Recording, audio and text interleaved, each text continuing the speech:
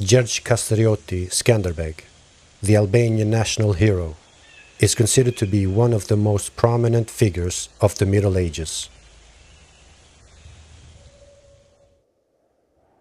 For those who have never heard of Skanderbeg, will most likely be surprised to know that though he was a small feudal lord from the principality in Dibra and Mati, and had less than 15,000 soldiers under his command at the height of his military career, managed to keep the vast Ottoman armies at bay for 24 years. Numerous sources that describe Skanderbeg's virtue and characteristics distinguish him from other well-known European personalities of that era. His excellent military expertise and a wide knowledge of Turkish, Arabic, Greek, Italian, Slavic, Latin and Illyrian made him a formidable opponent on the battlefield and a prominent diplomat in court.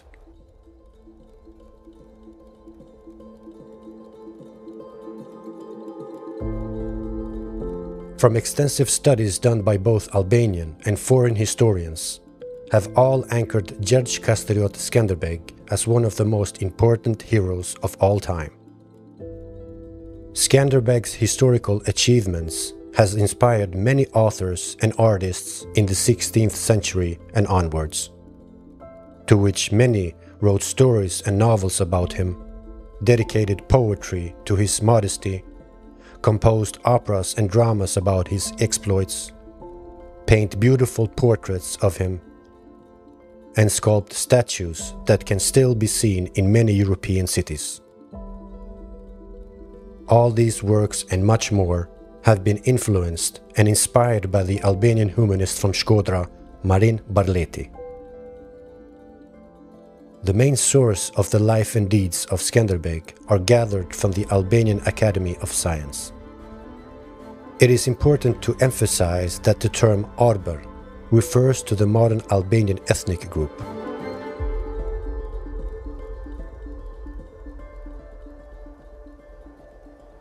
Ever since the Middle Ages, we find numerous records that Arber nobles often use their village names as their surnames. This common practice has been used by well-known names like Naim Frashri, Faik Konica, Zef Jubina, Filip Shiroka, and Isa Bolletini, among others. The same practice was also used by the Kastrioti family. The Kastriot village is located in the interior mountainous depth of eastern Albania, north of Peshkopi, between Lower Dibra and the river Drin. The earliest records regarding the Kastriot surname dates back to the 13th century by Giovanni Andrea Comneno. In his work, he mentioned Constantinos Mazrecus Kastriotus, Skanderbeg's great-grandfather, who was Prince of Amathia and Kastoria. His son Pal Kastrioti was lord and ruler of Sina and Lower Gardhi in Arbria. From him came John Kastrioti, lord and ruler of Dibra and Mati, who was married to Vojsava Tribali and had 9 children, 4 sons and 5 daughters.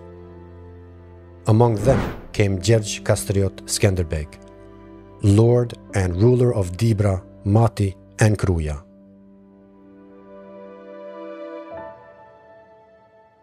Following the Ottoman victory of the Balkan Christian coalition at the Battle of Dardania, present-day Kosovo, in 1389, left a vacuum of power which enabled Skanderbeg's father, John Kastrioti, to strengthen his position in Arbria.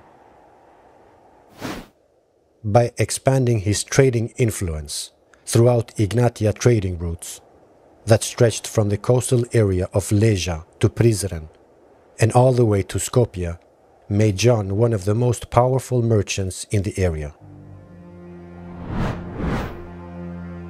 With a small army of paid soldiers, John was able to protect and deliver much-needed goods like silver, lead, iron, salt and grain at lower prices than others in the same areas.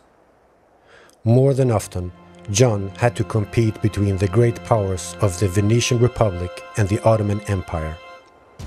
The Venetians, who sought to take John's power for themselves, would often outbid John's trading influence, which gradually worsened his position.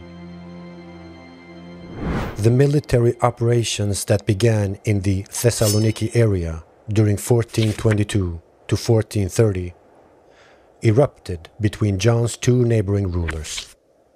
These events forced John to make a stand, either to help his fellow lords or to betray them in battle.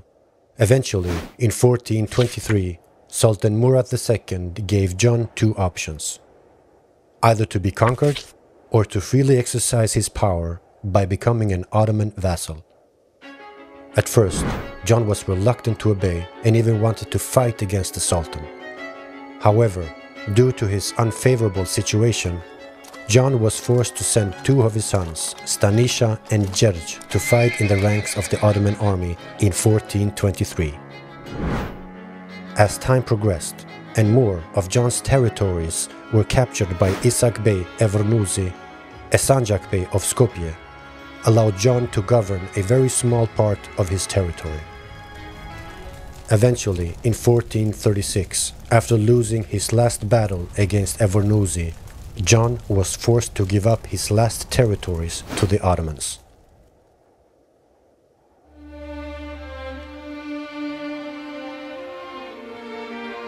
Although a very little is known of Skanderbeg's youth between 1405 and 1423, there are, however, substantial references to him in Ottoman camps after 1423. According to sources that have verified Skanderbeg's experience as an Ottoman captive, comes from Marlim Barleti, Asheik Pashazade, Idris Bitlis, Oruç Bey, and others.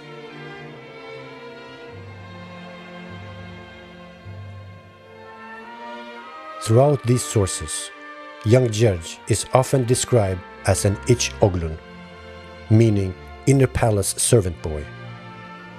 The term Ich Oglun was also used for certain members that served in the Janissary armed forces. As a young servant, Gjergj was forcefully converted to Islam and was later given the name Iskander, a name that was given by Sultan Murad II as a reference to Alexander the Great. Before Gjergj was sent to the Sultan at a young age, he was not only well versed in various sciences, but was also highly skilled in military exercises as well. Impressed by the young Epirot's abilities, Sultan Murad II sends Iskender to be military educated in Edirne during 1423 and 1425.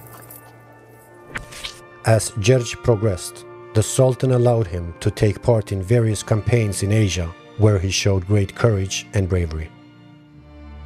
Fearing that Gjergj might one day strike the hand that fed him, the same hand that forced his father to submit, the Sultan showered Gjergj with respective titles, and in 1428, at the age of 25, the Sultan entrusted Gjergj as Sanjak, or bannerman, and a senior military advisor to his father's land. As Gjergj grew stronger, mastering different weapons and learned to fight ruthless in many battles, his reputation would quickly grow in Edirne. After the armies returned from battle, the Sultan would often organize gladiatorial-like battles in his court to showcase up-and-coming soldiers to the mob. These battles would not only bring wealth and fame to the warriors, but also give them the opportunity to climb in the military ranks. Among many of these warriors, Gjergj stood out the most. Oftentimes, he was challenged in single combat, and other times he would take on multiple opponents at once. Time and again, Gjergj outmastered every opponent and brutally killed one after the other. After years of great service to the Sultan, and with an impeccable record on the battlefield, Sultan Murad II grants Gjergj the title of Spahi, professional cavalryman, in 1430. Soon after his father John died in 1438, the Sultan entrusted Gjergj his father's possession and made him Subashi, or governor, of Mati, Dibra and Ohrid. Ultimately, by 1440, Gjergj had become a Sanjak Bey, hence Skanderbeg or Skanderbeg, and was entrusted 5,000 soldiers under his command in various war campaigns throughout Europe and Asia. In the second quarter of the 15th century, Sultan Murad II continued his campaign in the direction of Central Europe. Not hiding his intentions, the Sultan aimed to conquer Constantinople, but also expand across the Italian peninsula. Many European kingdoms that were terribly divided by political rivalries did not believe that this new threat would affect them. The only one that saw the potential threat was Cardinal Eugene IV. Soon after he ascended to the throne as the new Pope of Rome in 1431, he began to pursue European princes to put their rivalries aside and unite against the Ottoman threat. Unable to organize a Christian crusade in Europe and gather financial support for the Balkan nobles in their fight against the Sultan, Pope Eugene IV found himself in a difficult situation. Seeing that Europe was too busy settling their own internal quarrels, Sultan Murad II took advantage of the situation and set out his army to invade Central Europe. With little resistance, the Ottoman continued to crush their Balkan enemies one after the other. Upon reaching the doorsteps of Central Europe in 1439, the Ottoman army was met by Hungarian King Vladislav's strong and well-equipped army. Limited only to defensive strategy, the Hungarian commander János Hunyadi changed their tactics from a defensive to an offensive war. This in turn halted the Ottomans from advancing further into Central Europe. Inspired by Hunyadi's success against the Ottomans, Pope Eugene IV announced a new papal letter and sent it to all bishops in 1442. Skanderbeg, who was a well-known general by then, also received a letter from the Pope. In this letter, he begged Skanderbeg to go back to his former Christian faith and aid Hungary in their anti-Ottoman campaign. Secretly, Skanderbeg agreed to Pope Eugene's plea and patiently waited for the Hungarian-Ottoman clash to begin. At the end of October 1443, Sultan Murad II ordered many of his Balkan vassals to advance their forces against the Hungarian army. Skanderbeg, being one of them, obeyed the Sultan's order and together with 300 of his most trusted cavalrymen rode out from Dibra to join Kasim Pasha's army. When the Ottoman army arrived at the Morava River, Kasim Pasha lined up his army on the opposite bank from the Hungarian army. On November 3, 1443, near the city of Niš, the Hungarian crossed the river and bravely attacked the Ottoman army. The overpowering force of the Hungarians created panic and chaos among the Ottomans. As the Ottoman army was strongly maneuvered, more and more Ottoman soldiers were being defeated. Suddenly, as the Hungarian army advanced, Skanderbeg saw an opening and together with his 300 cavalry unit retreated from the front. Before leaving for Dibra, it is said that Skanderbeg stole a decree with the Sultan's seal on it from Kasha's Bey's secretary and then rode home.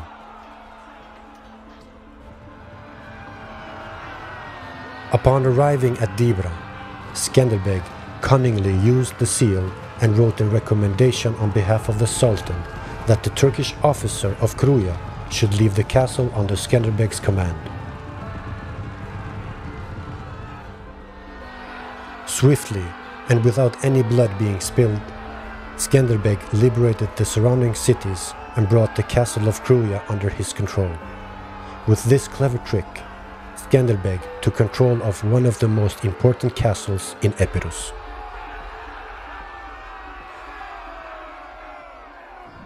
Meanwhile, as Hunyadi's forces progressed in the depth of Balkan Peninsula, prevented the Ottomans to counterattack in the Balkans. This in turn gave Skanderbeg valuable time to unify the surrounding nobles to stand together and fight against their invader. For this to happen, Skanderbeg would first have to respect Arbarian traditions by inviting all Arbar leaders from each fis and Bayraktars to an assembly. On March 2nd, 1444, at the age of 39, Skanderbeg summoned all the leaders at the city of Lezha. Among the many names that honored the assembly were Gjergj Arjaniti, Pal Dugajini, Andrea Thopia, Lek Dushmani, Theodor Korona, Pieter Spani, Lek Zaharia, Stres Balsha, and many others. And thus the Arbar League of Lezha was formed. Among many decisions that were taken in the assembly, two were of extraordinary importance. According to ancient Arbar traditions, the first decision they took was to swear the Besa oath, to fight together against any foreign violators until the completed liberation of their possessions. The second decision was to unify all armies under the leadership of Gjergj Kastrioti Skanderbeg.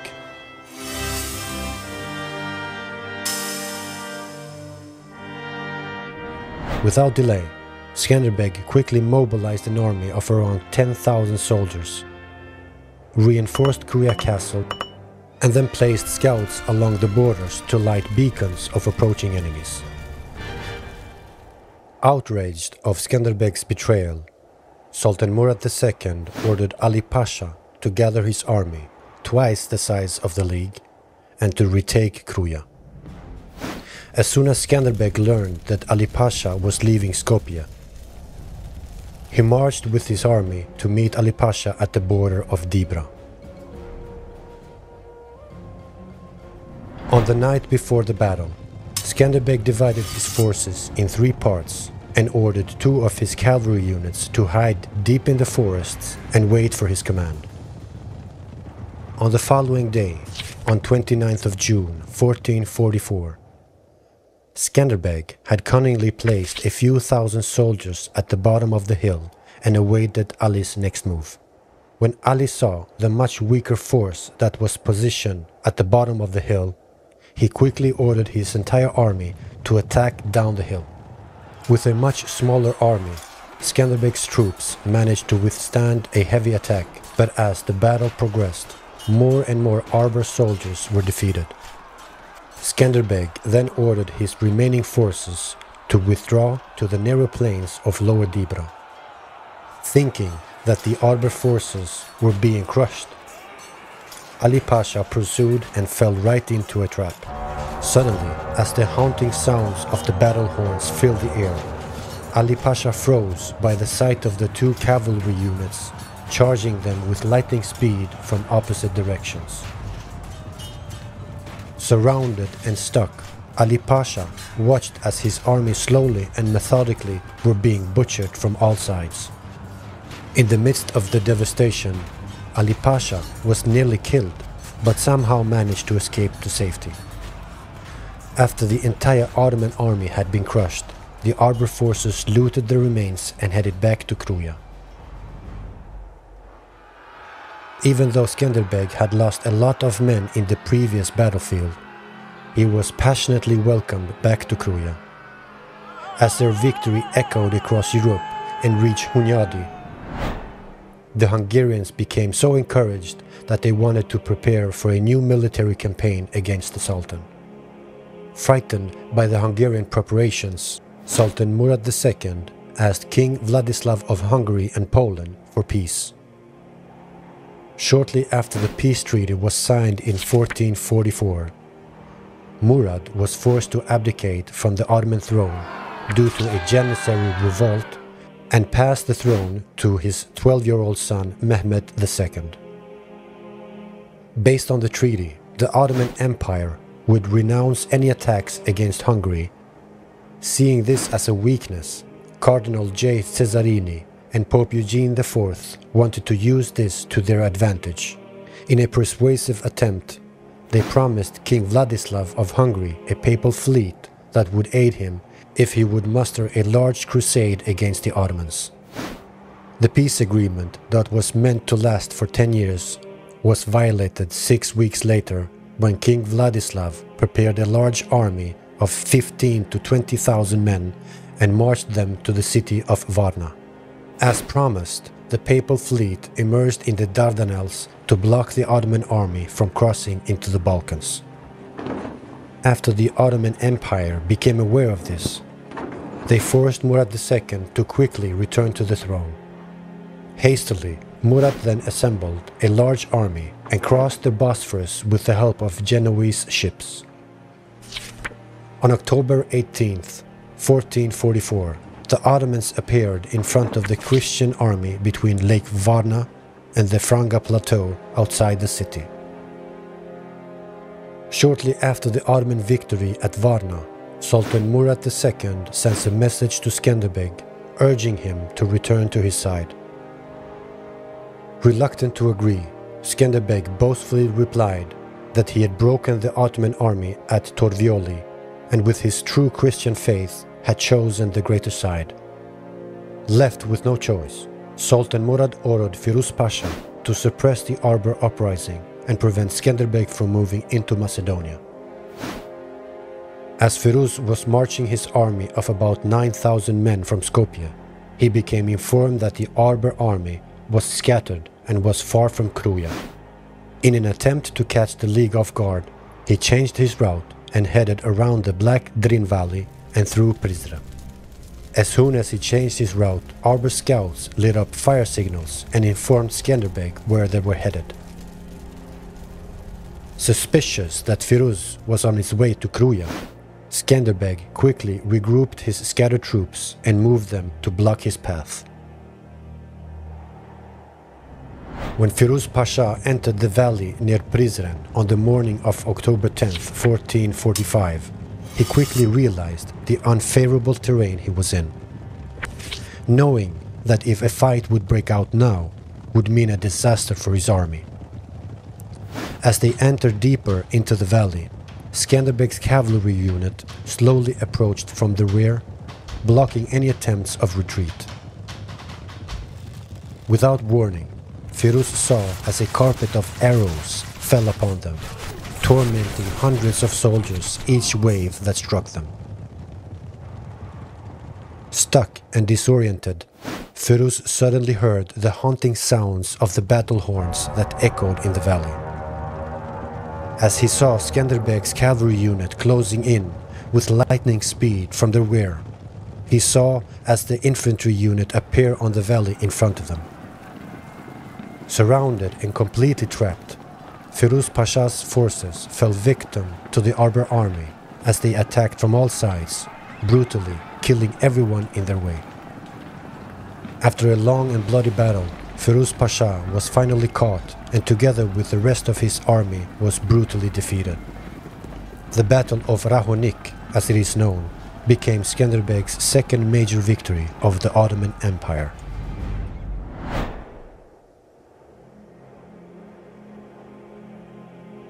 The impressive Arber victory of Rahonik encouraged Rome, praising Skanderbeg as the new defender of Christendom. The following year, on September 27, 1446, on the fields of Otaneta in Upper Dibra, the Ottoman army was for the third time in a row severely defeated by the Arber League. As of 1448, every Ottoman expedition into Arberia had failed.